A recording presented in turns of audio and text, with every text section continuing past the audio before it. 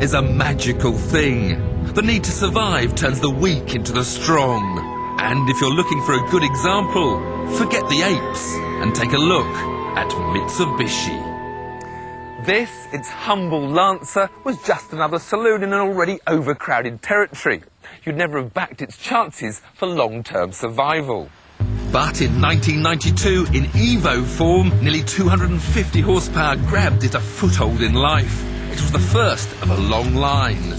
The Evo 2 quickly followed, and by 1995 we already had the Evo 3. A new body shell heralded the arrival of Evo 4, and by then a fervent cult of supporters had developed, eagerly awaiting each new development of the car. In January 98 we had the Evo 5, and a year later the Evo 6. Years of adapting to the harsh environments of the World Rally Championship have seen it take 4 drivers' titles in the last 5 years, and this year the Evo 6 once again leads the way. To its loyal followers, the only possible rival could be its successor. Well, the next phenomenon is here. Tommy Macklin won't get his new company car until the middle of the year, but we've got it now. It seemed impossible to develop the Evo 6 any further, so the Mitsubishi boffins switched to a body shell based on the Lancia Celia, but we shall know it as Evo 7. Theory says that the breed should be improved again. If it isn't, then Darwin will be spinning in his grave. The car may be slightly bigger, but the first thing that strikes you is that the brutal looks have been somewhat diluted. But the driving experience certainly hasn't.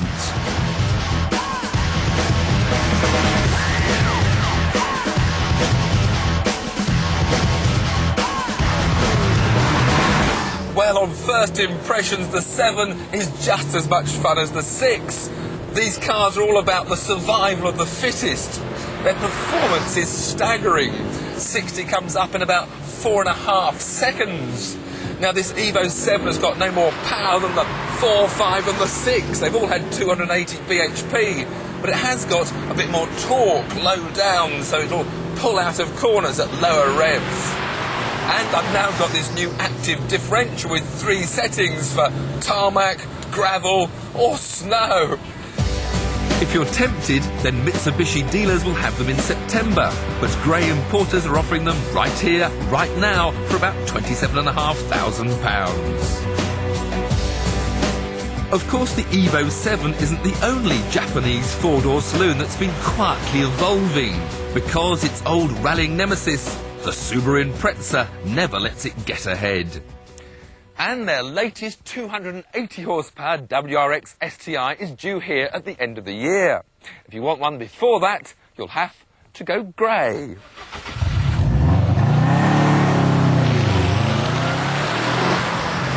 In these wet conditions on a racetrack, it really is hard to pick a winner between the two. But I certainly feel I've moved upper class in this Subaru cabin. I much prefer the dials, the trim levels are a much more quality feel about them. And I just love looking out over that famous Subaru power bulge. No active differential to play with, but a 6-speed gearbox which slots home really neatly, and the same 4-wheel drive, rally-inspired, awesome grip levels.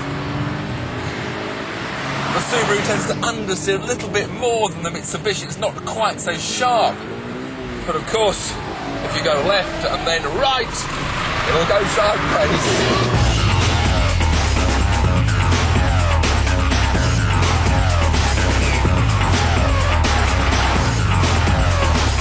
The WRX STI does cost around £2,500 more than the Evo 7, and I look forward to a full test when the official imports arrive.